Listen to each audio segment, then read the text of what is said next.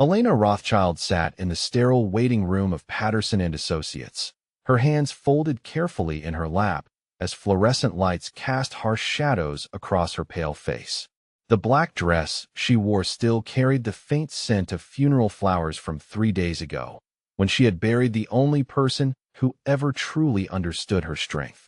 The grief sat heavy in her chest, but she forced herself to remain composed. Today would end her marriage to Marcus, and she needed to be strong for what came next.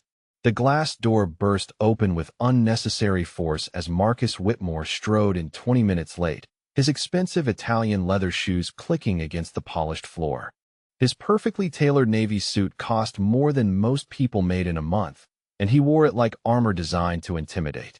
The Rolex on his wrist caught the light as he checked the time with theatrical annoyance, as if everyone else had been keeping him waiting. I have to ask, where are you watching this story unfold from today? Whether you're from a small town or a big city, you'll definitely relate to what happens when someone underestimates the quiet strength that can come from any background.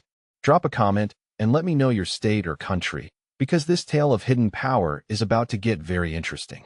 Marcus barely glanced at Elena as he settled into the leather chair across from her, immediately pulling out his phone to scroll through messages. She could see his reflection in the conference table's surface, that familiar smirk playing at the corners of his mouth.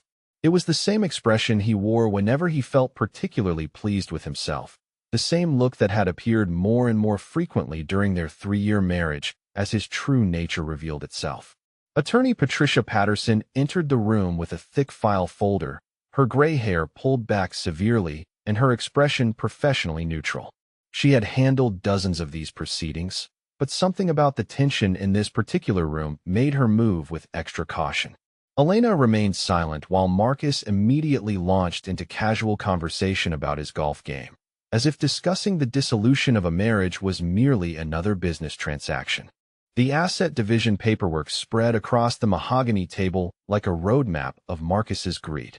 Patterson read through each item with methodical precision. The house in Riverside Heights, valued at $800,000, would go to Marcus. His technology consulting business, built during their marriage, would remain entirely under his control. The investment portfolio they had accumulated, worth nearly $200,000, would be split with 70% going to Marcus as the primary earner. Elena would receive alimony payments of $1,500 monthly for 2 years, after which she would be expected to support herself entirely. Her personal belongings, clothing, and jewelry would remain hers, though Marcus had already made clear that nothing of significant value fell into that category. The family car, a modest sedan that Elena primarily used, would also go to Marcus since it was registered in his name. Marcus leaned back in his chair with visible satisfaction as each asset was assigned to him. He interrupted Patterson twice to make corrections that further favored his position, speaking over Elena as if she were not present. When the attorney asked Elena if she had any questions about the settlement terms, Marcus answered before she could speak, declaring that everything looked perfectly fair to him.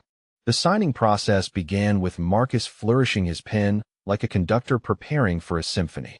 He made a show of reading each page carefully, though Elena noticed he spent more time posturing than actually reviewing the content.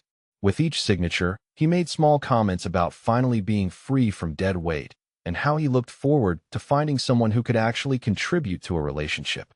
Marcus turned to Elena with a grin that never reached his eyes. "You never brought anything to this marriage anyway," he said, his voice carrying the casual cruelty that had become his default tone toward her. "No income, no business sense, no family money to speak of. I basically supported a charity case for 3 years, and now I can finally invest in my own future instead of carrying someone else's burden." Patterson shifted uncomfortably in her seat as Marcus continued his verbal assault. Elena had warned her that he might become unpleasant, but the attorney had not anticipated this level of deliberate humiliation. She tried to redirect the conversation back to the legal documents, but Marcus seemed energized by having a captive audience for his complaints about his soon-to-be ex-wife. Elena's phone buzzed with an urgent message, and she glanced down to see a text from Blackstone and Associates requesting her immediate presence for her father's estate reading. The timing felt surreal. Sitting here listening to Marcus catalog her supposed worthlessness while lawyers across town waited to discuss her inheritance of a business empire he could never imagine. She mentioned quietly that her father had passed away recently, and she needed to attend to estate matters that afternoon. Marcus actually laughed, a harsh sound that echoed off the conference room walls. The old man finally croaked. He said with mock sympathy, "Let me guess, he left you his collection of fishing poles and that ancient truck he drove around. Maybe you can sell them for grocery money." The cruelty in his voice reached a new depth as he continued to mock her deceased father. Marcus described her family as pathetic, her upbringing as inadequate, and her father as a failure who never amounted to anything. He seemed to take genuine pleasure in diminishing the memory of the man who had raised Elena with love and wisdom, who had built something remarkable that Marcus would never comprehend. Elena signed the final documents with steady hands while Marcus made jokes to Patterson about bachelor life and freedom from responsibility. He seemed to view their divorce not as the end of a relationship, but as the successful completion of a business deal that heavily favored his interests. The attorney processed the paperwork with professional efficiency, though her distaste for Marcus's behavior was becoming increasingly obvious. As the meeting concluded, Marcus stood and straightened his tie with the satisfaction of someone who believed he had just won a significant victory. He made one final comment about Elena needing to learn how to function in the real world without someone taking care of her, completely unaware that within hours she would be sitting in a boardroom discussing the management of assets worth billions of dollars. Elena gathered her purse and coat with quiet dignity, her mind already turning toward the appointment that would change everything. She told Patterson she could be reached through her attorney if any additional paperwork needed signatures, then headed toward the door while Marcus continued bragging about his newfound freedom to anyone who would listen. The afternoon sun felt warm on Elena's face as she walked toward her car, leaving behind the conference room, where Marcus continued celebrating what he believed was his complete victory over a woman he had never bothered to truly know. In 2 hours, she would discover the full extent of her father's final gift, and Marcus's world would begin to crumble in ways he never saw coming. Elena pulled into the underground parking garage of the Blackstone building, a gleaming 40-story tower that dominated the downtown skyline. The marble and steel structure housed one of the most prestigious law firms in the state, and she had not set foot in these offices since her wedding day 3 years ago. Her father had insisted on meeting here then to discuss certain legal protections, conversations that Marcus had dismissed as unnecessary paranoia from an overprotective parent. The elevator carried her silently to the 38th floor, where brass letters announced the offices of Blackstone and Associates. Elena remembered visiting this firm as a child, when her father would bring her during school holidays, and she would color quietly in the corner while he conducted business. The receptionist behind the mahogany desk looked up with immediate recognition, her professional demeanor warming into something approaching reverence. "Good afternoon, Ms. Rothschild," the woman said, rising from her chair with a slight bow of respect. "Mr. Blackstone is expecting you in the Hamilton conference room. May I escort you personally, or would you prefer to proceed directly? The entire staff has been notified of your arrival, and we extend our deepest condolences on your father's passing. He was truly one of our most valued and respected clients." Elena thanked her quietly and made her way down the familiar hallway lined with oil paintings of the firm's founding partners. The Hamilton conference room occupied the corner of the building, its floor-to-ceiling windows offering panoramic views of the city below. She paused at the threshold, taking in the scene that awaited her inside. A dozen people sat around the massive conference table, their faces grave and respectful as they spoke in hushed tones. Elena recognized several board members from Rothschild Industries, including Victoria Chun, the chief financial officer who had worked with her father for over 20 years. There was Dr. Amanda Sterling from the university where her father had endowed several scholarship programs, and Thomas Morrison, who managed the family's extensive real estate holdings. Harrison Blackstone himself rose from the head of the table as Elena entered, his silver hair perfectly styled and his charcoal suit impeccably tailored. At 72, he remained one of the most formidable attorneys in the state, and he had personally handled the Rothschild family's legal affairs for nearly 4 decades. His greeting carried the weight of long friendship and deep respect. "Elena, my dear," he said, extending both hands to clasp hers warmly. Please accept my profound sympathies. Your father was not only a client, but a dear friend, and his loss leaves an enormous void in all our lives. He spoke of you constantly, and with such immense pride. Today we gather to honor his final wishes and ensure his legacy continues through your capable hands. The room fell silent as Elena took her designated seat at Blackstone's right hand. She could feel the weight of expectation from everyone present, people who had worked alongside her father to build something remarkable. These were not mere employees or business associates, but trusted allies who understood the scope and responsibility of what was about to be transferred to her care. Elena found herself reflecting on the careful balance her father had maintained throughout her marriage. He had respected her desire for privacy about their family's wealth, understanding her need to build a relationship based on genuine connection rather than financial attraction. Marcus had known only that her father owned a successful regional business, never suspecting the true extent of the Rothschild empire that stretched across multiple industries and states. Her father had been quietly proud when she chose to use Marcus's surname socially, though legally, she had remained Elena Rothschild on all official documents. He understood her desire to forge her own path and prove herself as more than just an heiress. But he had also insisted on certain protections, including an ironclad prenuptial agreement that ensured family assets would remain separate from marital property regardless of what the future might bring. Blackstone opened a leather portfolio and withdrew a document bearing the official seal of the state probate court. The last will and testament of Richard Harrison Rothschild had been filed 3 days earlier, immediately following the funeral that Marcus had attended with barely concealed impatience. Elena remembered how he had checked his phone repeatedly during the service and complained afterward about the length of the ceremony. The assembled group represented beneficiaries of various charitable bequests that her father had carefully planned over many years. The university would receive $50 million for engineering scholarships. The Children's Hospital would inherit $20 million for pediatric research.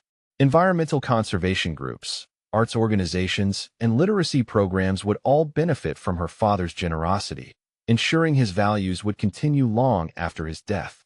But everyone in the room understood that these gifts, substantial though they were, represented only a small fraction of the Rothschild estate.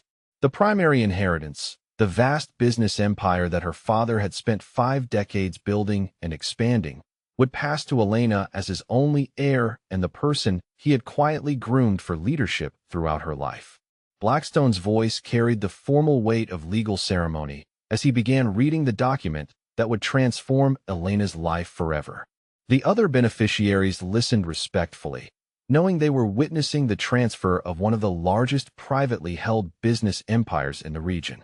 Elena sat perfectly still, her hands folded in her lap, as her father's final words prepared to reshape everything Marcus thought he knew about the woman he had just divorced. Harrison Blackstone adjusted his reading glasses and cleared his throat before beginning the formal recitation that would reveal the true scope of Richard Rothschild's empire. The conference room fell into complete silence as he opened the leather-bound document and began reading in his measured, authoritative voice that had commanded respect in courtrooms for 4 decades. To my beloved daughter Elena Rothschild, he read, I leave the entirety of my business holdings, real estate portfolio, investment accounts, and personal assets, with complete confidence that she will continue the legacy we have built together and expand it according to the values we have always shared. Elena felt her breath catch as the formal language began to enumerate exactly what her father had created over 5 decades of careful planning and strategic growth. The real estate holdings alone represented a staggering accumulation of wealth and strategic positioning. Rothschild Properties owned 47 commercial buildings across 3 states, including the downtown towers that housed major corporations and law firms. There were shopping centers in rapidly growing suburban areas, industrial complexes leased to manufacturing companies, and luxury residential developments that commanded premium rents from affluent tenants. Blackstone continued reading the detailed inventory of properties that Elena would now control. The family owned an entire city block in the financial district, 6 office towers with combined value exceeding $400 million, and residential properties that generated monthly rental income of nearly $2 million. Each property had been carefully selected for its long-term appreciation potential and its ability to produce steady income streams. But the real estate empire was only the beginning of what Elena would inherit. Rothschild Industries encompassed a diverse portfolio of businesses that her father had either founded or acquired over the years. The technology manufacturing division employed over 3,000 people and held contracts with major electronics companies.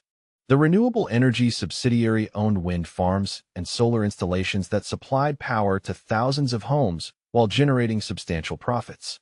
Elena owned controlling interests in 12 different companies spanning industries from biotechnology research to advanced materials manufacturing. Her father had built relationships with brilliant entrepreneurs and visionary leaders, providing capital and guidance to help promising ventures reach their full potential. The pharmaceutical research company alone was valued at over $800 million following breakthrough treatments they had developed. Victoria Chun, the chief financial officer, provided additional context as Blackstone paused in his reading. The combined portfolio generates approximately $12 million in monthly revenue, she explained, with profit margins that have consistently exceeded industry standards. Your father's investment strategy focused on sustainable growth and ethical business practices, which has created both financial success and an outstanding reputation in every market we enter. The personal assets that Elena would inherit reflected her father's sophisticated taste and his understanding of investment-grade luxury items. The family maintained homes in 4 different states, including a coastal estate in California, a mountain retreat in Colorado, and a historic mansion in Virginia that had been featured in architectural magazines. Each property was fully staffed and maintained to the highest standards. Elena's mind wandered to memories of her business education and the summers she had spent learning every aspect of the family enterprises. Her father had insisted she understand finance, marketing, operations, and strategic planning long before she ever considered marriage. She had earned her MBA with highest honors, writing her thesis on sustainable business practices and ethical investing strategies that her father had helped her implement in real companies. During her marriage, Marcus had slowly pressured her to abandon her business interests and focus entirely on being a supportive wife. He had convinced her that her career ambitions were selfish and that successful marriages required one partner to prioritize the relationship above all else. Elena had gradually stepped back from active involvement in family businesses, though her father had kept her informed of major decisions and always made clear that her eventual leadership role remained unchanged. She remembered the countless conversations where Marcus had dismissed her business knowledge as theoretical and impractical. He had mocked her MBA as an expensive piece of paper that proved nothing about real-world capabilities. When she offered insights about his consulting business, he had told her that wives should support their husbands rather than trying to compete with them or prove their own intelligence. The investment portfolio that Elena would inherit demonstrated her father's remarkable ability to identify promising opportunities long before they became obvious to other investors. Early stakes in technology companies had grown into massive holdings worth hundreds of millions of dollars. Carefully selected stocks, bonds, and private equity investments had been managed by a team of brilliant financial advisors who had consistently outperformed market benchmarks. Blackstone resumed reading the specific bequests that transferred immediate control of all assets to Elena's name. The private jet that her father had purchased for business travel would allow her to efficiently manage properties and companies across multiple states. The yacht docked in San Diego provided not only luxury recreation but also served as a venue for business meetings and client entertainment that had proven invaluable for closing major deals. Thomas Morrison, who managed the real estate division, outlined the expansion plans that her father had developed but not yet implemented. We have identified 12 additional properties for acquisition over the next 18 months, he explained, including 2 office complexes that would significantly expand our presence in the Texas market. Your father believed these investments would generate returns exceeding 30% annually based on demographic trends and economic development patterns. The art collection that Elena would inherit included pieces by renowned masters as well as works by promising contemporary artists that her father had supported throughout their careers. The collection had been appraised at over $60 million, but its true value lay in the relationships her father had built with artists, gallery owners, and cultural institutions around the world. Elena had always shared her father's appreciation for beauty and craftsmanship, and she looked forward to continuing his patronage of artistic excellence. Elena accepted the immediate transfer of all corporate leadership responsibilities with a quiet determination that impressed everyone present. Board members who had worked with her father for decades recognized the same strategic thinking and ethical framework that had guided his decision-making. Dr. Sterling noted that Elena's scholarship program recommendations had always demonstrated exceptional insight into identifying students with both academic potential and strong character. The total valuation of Elena's inheritance reached $2.8 billion according to the most recent assessments, making her one of the wealthiest individuals in the region and placing her among the most powerful business leaders in multiple industries. But everyone in the room understood that her father had prepared her not just to inherit wealth, but to use it responsibly for the benefit of employees, communities, and future generations. As the formal reading concluded, Elena felt the weight of responsibility settling on her shoulders alongside the extraordinary freedom that financial independence would provide. She thought about Marcus sitting in some restaurant celebrating his divorce victory, completely unaware that the woman he had just dismissed as worthless dead weight was now positioned to influence markets, create thousands of jobs, and shape the economic development of entire regions. Elena's phone rang insistently, displaying her divorce attorney's number on the screen. Patricia Patterson's voice carried urgency as she explained that Marcus had been calling repeatedly, demanding to know if there were any irregularities with the divorce paperwork that might delay the final decree. Something in his tone suggested he had discovered information that was causing him considerable anxiety, though Patterson could not imagine what might have prompted his sudden concern. Marcus Whitmore raised his champagne glass in a toast at Meridian's, the exclusive steakhouse where he had reserved the best table to celebrate his newfound freedom. 3 of his closest friends sat around the table, listening with varying degrees of interest as he recounted his divorce victory in excruciating detail. The expensive bottle of Dom Perignon reflected the restaurant's ambient lighting as Marcus savored what he believed was the sweetest moment of his adult life. Finally dumped the dead weight, Marcus announced with theatrical satisfaction, cutting into his $40 ribeye with unnecessary aggression. 3 years of supporting someone who never contributed a single penny to our lifestyle, and now I can focus on building real wealth with someone who actually brings something to the table. You have no idea how liberating it feels to be free from that burden. His friend Derek Chen scrolled through his phone while Marcus continued his celebration, occasionally nodding at appropriate moments but clearly distracted by something on his screen. Marcus had known Derek since college, and he could usually count on him for enthusiastic support during his various relationship dramas. But tonight Derek seemed unusually subdued, his attention divided between Marcus's monologue and whatever he was reading on his device.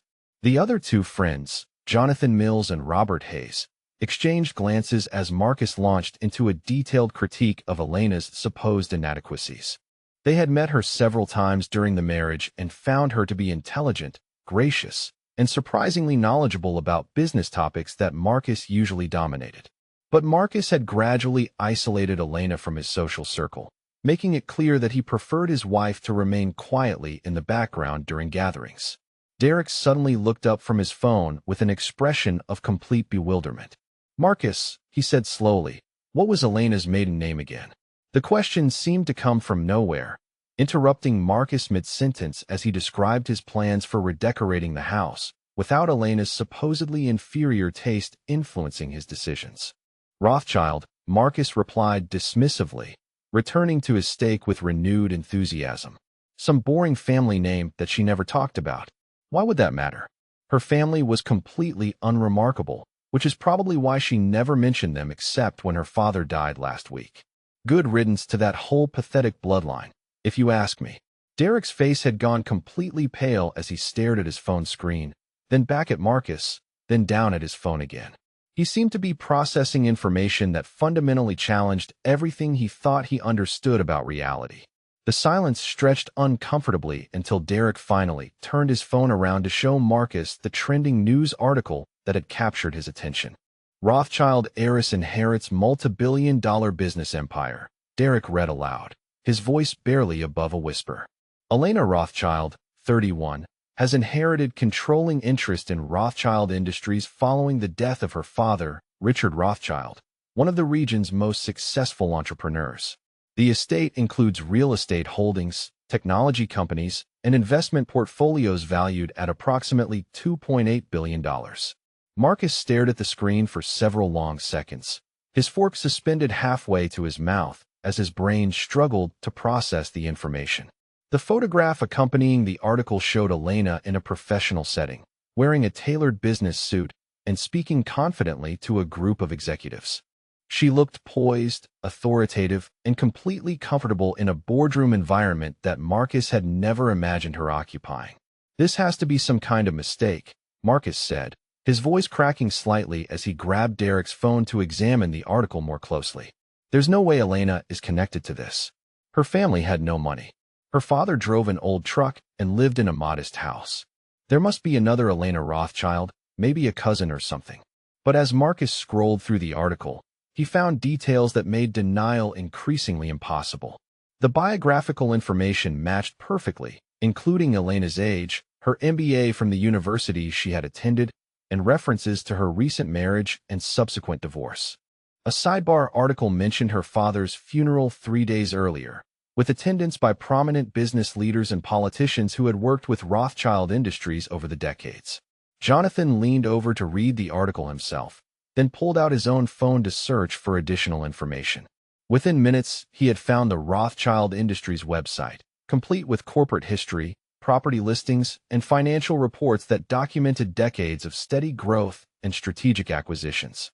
The company employed thousands of people and maintained offices in multiple states, with revenue streams that dwarfed anything Marcus had ever imagined. Marcus felt his stomach lurching as the reality began to sink in.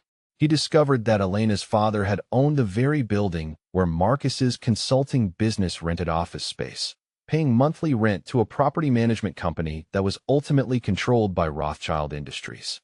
For 3 years, Marcus had unknowingly been paying rent to his wife's family, while bragging about his own business acumen and financial independence. The friends sat in stunned silence as Marcus frantically called his divorce attorney, demanding to know if there were any legal mechanisms for reversing paperwork that had already been filed. Patricia Patterson explained with professional patience that the divorce had been processed according to the prenuptial agreement that Marcus had signed 3 years earlier, which specifically protected Elena's inherited family assets from any marital property claims. Marcus realized with growing horror that Elena had never legally changed her surname despite using his name socially throughout their marriage. Every official document, from bank accounts to property deeds, had maintained her Rothschild identity and her connections to the family business empire. The prenuptial agreement he had signed without careful review had been drafted by Blackstone and Associates, the same firm that managed all Rothschild family legal matters. Derek found additional news coverage showing Elena at a board meeting earlier that day, surrounded by executives who clearly respected her leadership and business judgment. She spoke with confidence about expansion plans and strategic initiatives, demonstrating knowledge and authority that Marcus had never witnessed during their marriage. The woman in these photographs bore little resemblance to the quiet, supportive wife he thought he had married and divorced. Robert discovered social media posts from business leaders congratulating Elena on her new role as CEO and expressing confidence in her ability to continue her father's legacy of ethical leadership and sustainable growth. Industry analysts praised her educational background and her previous involvement in family business operations, noting that her transition to full leadership had been carefully planned over many years. Marcus's celebration dinner had transformed into a nightmare of realization and regret. His friends struggled to hide their amazement and amusement at his catastrophic error in judgment. Jonathan actually laughed out loud when he calculated that Marcus's entire net worth represented less than what Elena's companies generated in revenue every few days. The champagne tasted bitter in Marcus's mouth as he contemplated the magnitude of his mistake. He had spent 3 years married to one of the wealthiest women in the region while treating her as a financial burden and social embarrassment. His cruel comments about her family's supposed poverty now seemed not just wrong but grotesquely ironic, given that her father's business empire had been supporting Marcus's lifestyle in ways he never realized. Marcus abruptly stood from the table and threw cash down to cover the dinner bill, his hands shaking as he fumbled with his wallet. He needed to find Elena immediately and somehow convince her that his behavior during the divorce had been a misunderstanding brought on by stress and grief. Surely she would be willing to reconsider their relationship once he demonstrated his newfound appreciation for her true worth and his genuine desire to support her business endeavors.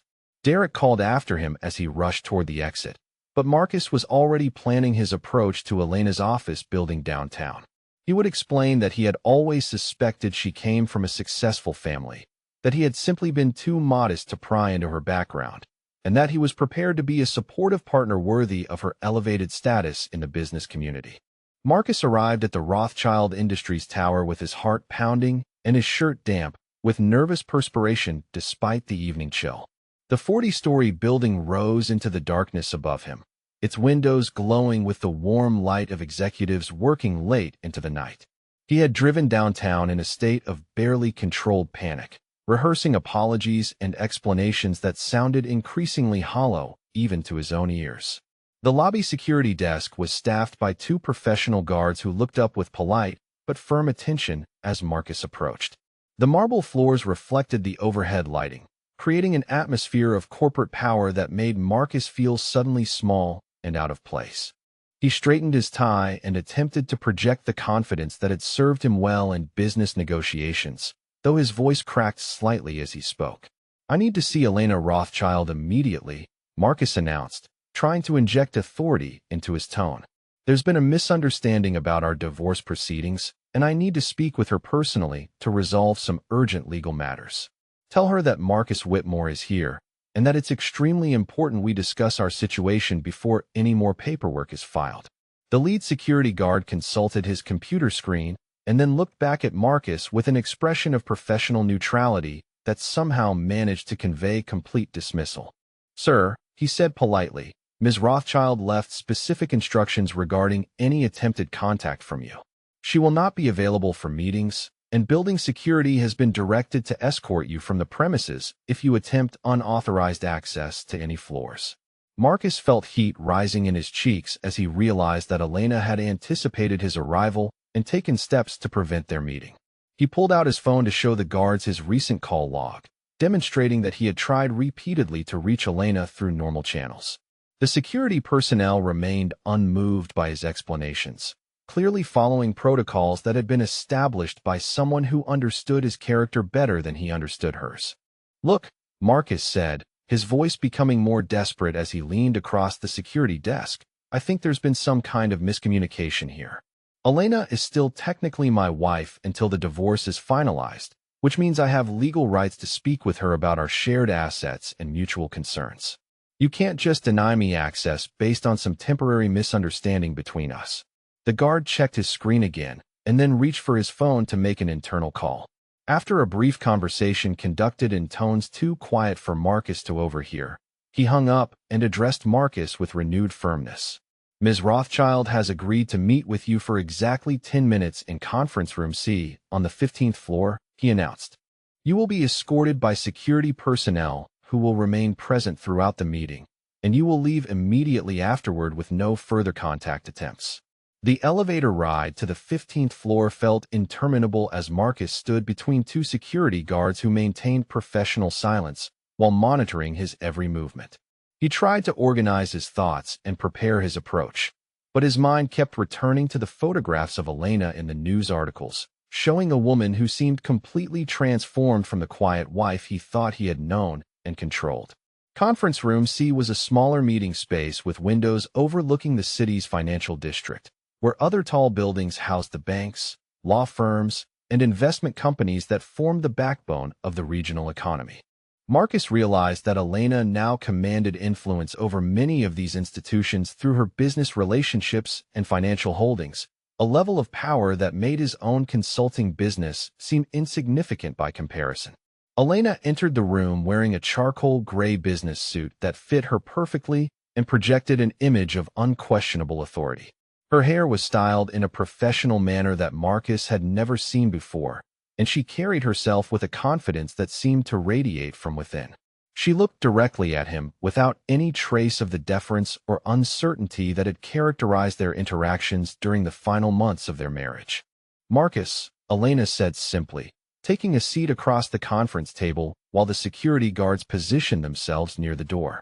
"You have 10 minutes to say whatever you came here to say, and then you will leave this building and make no further attempts to contact me through any means. I want to make it absolutely clear that our marriage is over and that there will be no reconciliation under any circumstances." Marcus launched into the apology he had rehearsed during the drive downtown, explaining that the stress of recent events had caused him to act irrationally during their divorce proceedings. He claimed that he had always suspected Elena came from a successful family, but had been too respectful of her privacy to ask intrusive questions about her background. He insisted that his cruel comments had been driven by grief and confusion rather than genuine malice. Elena listened without interruption as Marcus painted himself as a victim of circumstances who had simply misunderstood the situation due to inadequate information. He explained that if he had known about her business responsibilities, he would have been supportive of her career ambitions rather than encouraging her to focus solely on their marriage. He promised that he was prepared to be a true partner who could contribute meaningfully to her success. When Marcus finished his prepared speech, Elena opened a leather folder and withdrew several documents that she placed on the conference table between them. "These are transcripts of recorded conversations from our divorce attorney's office," she said calmly, her voice carrying no emotion whatsoever. "Everything you said about me, about my father, and about my supposed worthlessness has been documented with perfect accuracy." Elena began reading Marcus's own words back to him, including his description of her as dead weight, his mockery of her father's death, and his celebration of finally being free from the burden of supporting someone who contributed nothing to their relationship. Each quote was time-stamped and verified, creating an undeniable record of the cruelty he had displayed when he believed Elena had no power to defend herself. Marcus interrupted to explain that those comments had been taken out of context and that his words had been twisted by grief and legal stress. He insisted that Elena was being unfair by judging him based on a few unfortunate statements made during an emotional and difficult time. He demanded to know why she had been recording their private conversations without his knowledge or consent. Elena's expression remained completely neutral as she continued reading from the transcripts. She quoted his jokes about her father's death, his dismissive comments about her education and business knowledge, and his repeated assertions that she had never contributed anything of value to their marriage. The documentation was thorough and damning, providing clear evidence of the systematic emotional abuse he had inflicted over many months. "I recorded everything," Elena explained, "because I suspected that you were not the man you pretended to be during our courtship, and I wanted to protect myself legally if your true character ever became relevant in divorce proceedings. My father taught me to document everything in business relationships, and marriage is ultimately a business relationship with legal and financial implications that require careful management." Marcus grew increasingly desperate as he realized that Elena had been far more strategically minded than he had ever imagined. He began making wild promises about their future together, describing how he could contribute to her business empire and help her manage the responsibilities of such vast wealth. He offered to sign any prenuptial agreement she desired and promised to support her career ambitions without reservation. Elena stood and walked to the window overlooking the financial district, her back to Marcus as she spoke in measured tones about the future she envisioned. "I will be expanding our renewable energy division, acquiring 2 additional technology companies, and establishing a foundation focused on educational opportunities for underprivileged children," she said. "These responsibilities require partners who respect my judgment and contribute meaningfully to important work." She turned back to face Marcus with an expression of complete finality. "You have never shown respect for my intelligence, my education, or my family's legacy," Elena continued. "You dismissed my business knowledge, mocked my father's memory, and treated me as an accessory whose only value lay in supporting your ambitions. That behavior reveals your character more clearly than any apology could change. Marcus made one final desperate appeal, threatening to contest the divorce or claim that Elena had misrepresented her financial situation during their marriage.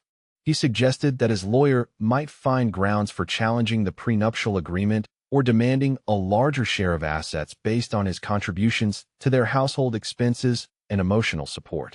Elena's legal team chose that moment to enter the conference room, led by Harrison Blackstone himself and accompanied by two associates carrying thick files of documentation. They presented Marcus with copies of the ironclad prenuptial agreement he had signed, which specifically protected all inherited family assets and business interests from any marital property claims regardless of circumstances. The prenuptial agreement had been drafted with extraordinary care to anticipate every possible legal challenge, including attempts to claim emotional distress, financial contribution, or misrepresentation of assets. Marcus's signature appeared on every page, witnessed and notarized according to the highest legal standards. His own attorney had reviewed and approved the document, eliminating any possibility of claiming inadequate representation. Elena looked at Marcus with something approaching pity as the security guards moved closer to escort him from the building. "Your behavior today confirms that my father was right to insist on legal protections," she said quietly. "You have shown me exactly who you are when you believe someone is powerless, and now you are showing me who you are when you realize your mistake. Neither version is someone I could ever respect or trust." Marcus was escorted from the conference room and down to the lobby while Elena returned to her board meeting, where expansion plans worth hundreds of millions of dollars awaited her attention and approval. The security guards made note of his description and vehicle information, ensuring that any future contact attempts would be immediately reported to both building security and local law enforcement agencies. As Marcus stood on the sidewalk outside the Rothschild Industries Tower, looking up at the floors of windows where Elena was conducting business worth more than he could comprehend, he finally understood that he had lost something infinitely more valuable than a marriage. He had lost access to a woman whose strength, intelligence, and integrity he had never bothered to recognize, let alone appreciate. 6 months after the divorce proceedings that had revealed Marcus's true character, Elena stood at the head of the boardroom table in the Rothschild Industries Tower, addressing a quarterly meeting that would determine the strategic direction for one of the region's most influential business empires. The mahogany conference table was surrounded by executives, division heads, and board members who had come to respect her leadership style and appreciate her innovative approach to sustainable growth. The quarterly financial reports spread before the assembled group told a remarkable story of expansion and success under Elena's guidance. Rothschild Industries had exceeded all projections for revenue and profit, while simultaneously implementing environmental initiatives that had earned recognition from sustainability organizations nationwide. Employee satisfaction surveys showed record-high levels of engagement and loyalty, reflecting Elena's commitment to ethical leadership and worker empowerment. Victoria Chun presented the technology division's achievements, including successful deployment of renewable energy systems that were generating both substantial profits and meaningful environmental benefits. The biotechnology subsidiary had achieved breakthrough developments in medical research that promised to improve treatment options for thousands of patients while creating significant intellectual property value for the company's portfolio. Elena announced the establishment of the Richard Rothschild Foundation, a charitable organization that would focus on educational opportunities for underprivileged children and environmental conservation projects that aligned with her father's values. The foundation's initial endowment of $100 million would support scholarship programs, literacy initiatives, and scientific research that could benefit communities across multiple states. Meanwhile, across the city, Marcus Whitmore sat in the cramped office space he had been forced to rent after losing his lease in the Rothschild-owned building where his consulting business had previously operated. The property management company had declined to renew his contract when it expired, citing new ownership priorities that favored tenants with stronger financial credentials and more stable business prospects. Marcus's client base had gradually eroded as word spread throughout the business community about his treatment of Elena and his spectacular failure to recognize her true worth and capabilities. Professional networks that had once welcomed him now viewed him with suspicion and amusement, understanding that any man who could so thoroughly misjudge his own wife's character probably lacked the insight necessary for effective business consulting. The friends who had witnessed his celebratory dinner 6 months earlier now avoided his calls and declined invitations to social gatherings where Marcus might rehash his regrets about the divorce. Derek, Jonathan, and Robert had all distanced themselves from association with someone whose judgment had proven so catastrophically flawed in such a public and embarrassing manner. Elena's photograph appeared on the cover of Regional Business Magazine as their CEO of the Year, with a feature article highlighting her innovative leadership style and her commitment to stakeholder capitalism that benefited employees, communities, and shareholders simultaneously. Industry analysts praised her strategic vision and her ability to maintain her father's ethical standards while adapting to changing market conditions. The personal relationship that had begun developing between Elena and Dr. James Harrison, a sustainable technology researcher whose environmental initiatives aligned perfectly with her business values, represented everything that her marriage to Marcus had lacked. James respected her intelligence, supported her professional ambitions, and contributed meaningfully to conversations about business strategy and social responsibility. Marcus had been forced to accept a mid-level sales position with a technology firm after his consulting business failed to generate sufficient revenue to cover operating expenses. His new colleagues treated him with polite professionalism, unaware of his previous marriage to one of the region's most successful business leaders, though office gossip occasionally included speculation about his perpetually bitter demeanor. The social circles that had once welcomed Marcus's presence now buzzed with stories about Elena's remarkable transformation and her growing influence in industries ranging from renewable energy to biotechnology research. Dinner party conversations frequently included admiring comments about her business acumen and charitable initiatives, while Marcus's name was mentioned only as a cautionary tale about the importance of recognizing worth in unexpected places. Elena visited her father's grave on a crisp autumn morning, bringing fresh flowers and spending quiet time reflecting on the legacy he had entrusted to her care.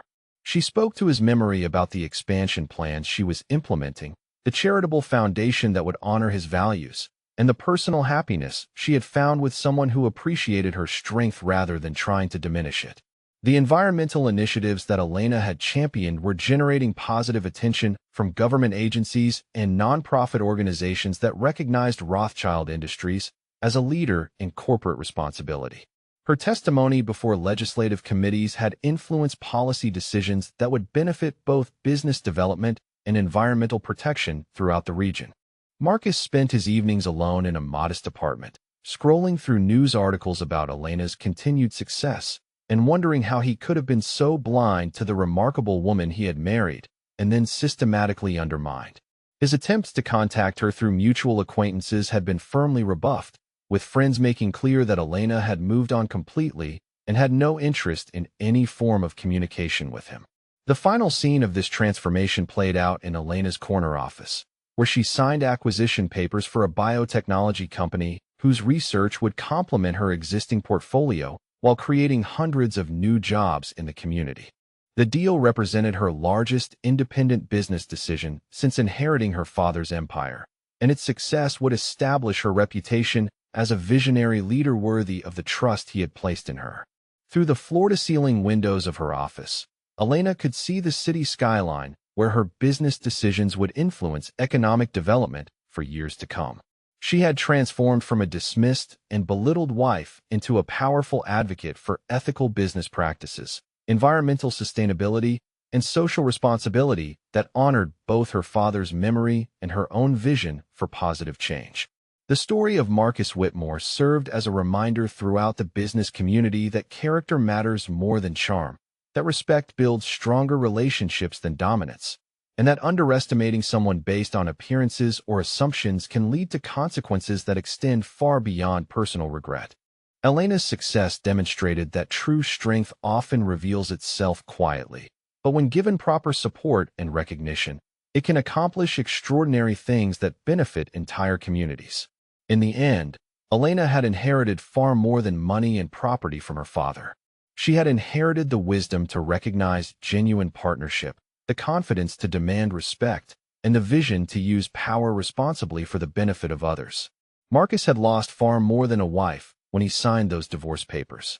He had lost access to a woman whose strength and integrity could have elevated his own life to heights he never imagined possible.